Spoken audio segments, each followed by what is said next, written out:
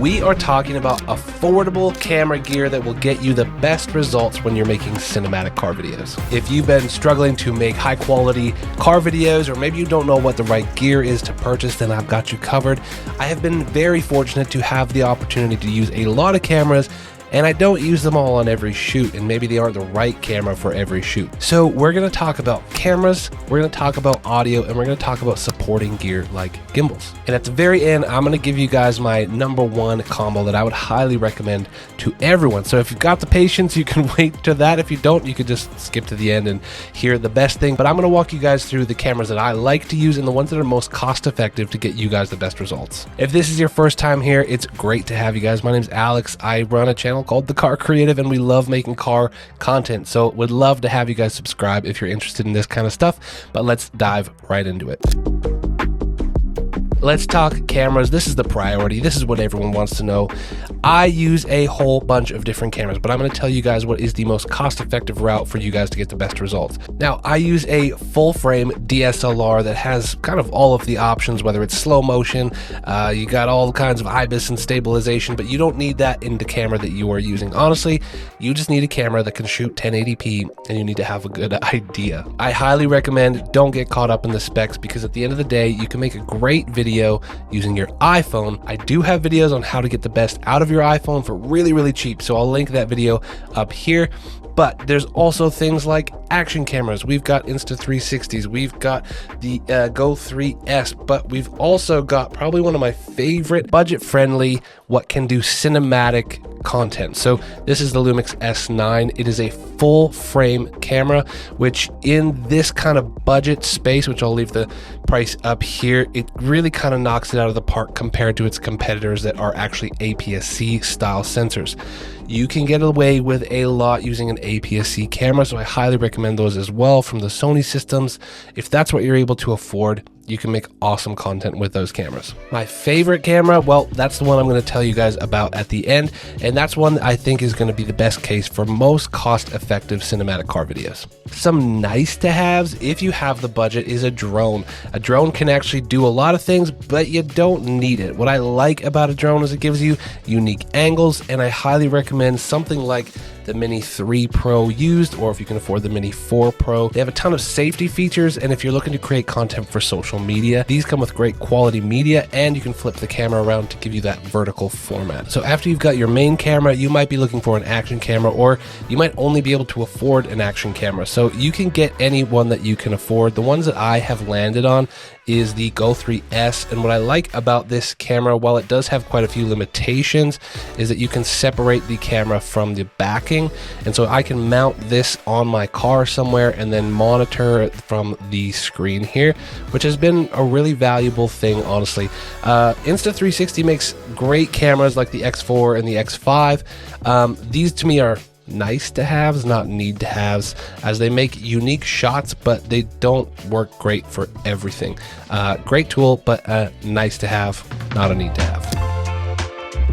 So next up, we've got some accessories that you're going to need. No matter what camera you land on, you are going to need ND filters. ND filters is what really helps you get that cinematic motion in your videos. If you're just shooting on your iPhone or an action camera and you don't have an ND filter on it, it's going to be using its shutter speed to adjust for exposure properly. And if you can get ND filters and then set your shutter speed appropriately for your frame rate, which I know we're getting into a lot of stuff, but I'll link a video here that will help explain all the best case scenario settings for your car videos as well. But ND filters are going to help you get that cinematic motion blur that really helps set your videos apart from something shot on a phone or an action camera. I've landed on using the Moment ND filters, CPL filters, and mist filters. They fit really nicely on my lenses, so that's kind of why I landed with those. But I have a huge recommendation if you can afford it, and this is one, it actually lives on my camera at all times. This is the Freewell VND with a built-in CPL filter. Now what's great about this is I can control the shutter speed using the VND, but then in automotive content specifically, you can also spin this around and make sure that you're cutting reflections off the car. So that's what the CPL is really great for. This filter honestly lives on my camera at all times when I'm shooting automotive content. So highly recommend, if you guys have the budget, to get something like a CPL plus VND in one combo package. It's going to save you a lot of trouble when you're screwing on VNDs and CPLs, but an absolute must for cinematic car content. All right, so you've got your camera, you've got your variable ND filters and CPL filters. Now let's talk about supporting gear, some things that you need to have and some things that are nice to have. Now, some need to haves, in my opinion, on every single car shoot that I go on. I bring a large suction mount, and this is great because it can fit around the curves of some cars. So if you have a smaller suction cup, it's less stable and maybe doesn't support as much weight. The ones that I've been using are from iFootage. They are pricey, but I absolutely trust these with my full frame cameras because they're just really, really well built. You can get anything on Amazon. I'll link some down below. Obviously, I'll link everything down below for you, but just highly recommend getting a big suction cup and then some really strong, preferably metal arms with some like grippy teeth on them. So this can hold your action cameras. This can hold your S9. This can hold actually quite a bit. And then the best thing you can do as well, if you're getting something like a Lumix S9 or any camera really, is get a little tiny cage with it so that you have extra mounting points on it. That way you can mount more than one of those suction cups onto multiple points, which will make it really, really stable. I have a whole video on how to mount cameras to cars with different varieties and expenses, so you can go check that out there as well. Another thing I'd suggest, if you guys are creating content with just your phone, you could get a phone gimbal like this Osmo Mobile. This one's pretty slick and they are really cost effective, and then it will help you kind of with a ton of stuff. It helps you with gimbal moves, they give you ideas in the app. These really will help you up the kind of content that you're getting if you're just using your phone. So this might be a decent purchase for you in that case. If you're using bigger cameras, do you need a bigger gimbal? Not really. I think you can get away with creating really cool content handheld depending on the camera that you're using. I'd suggest, if you have the budget for it, maybe get a used one, because all gimbals are kind of the same and they all kind of do the same thing. So if you can get a used one from someone who just bought the new one and you can get their old used one, it's great. Honestly, just buy a used one off the market, or if you've got the budget, get one for your camera because they're pretty slick, and then you can do all those cool fancy whips and pans like you see people doing on Instagram.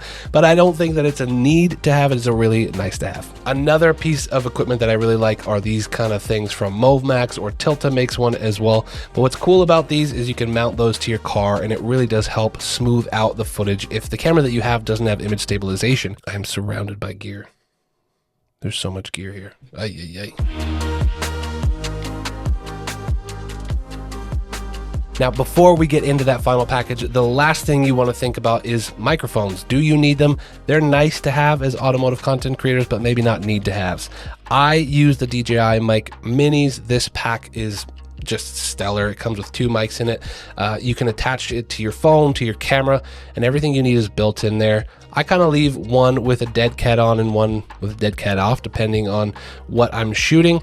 Or if you're using a DSLR camera, you can get something like this. This is literally the cheapest one I could get from Rode, the Go 2. So super cheap, but the high quality audio that you get out of this stuff is great.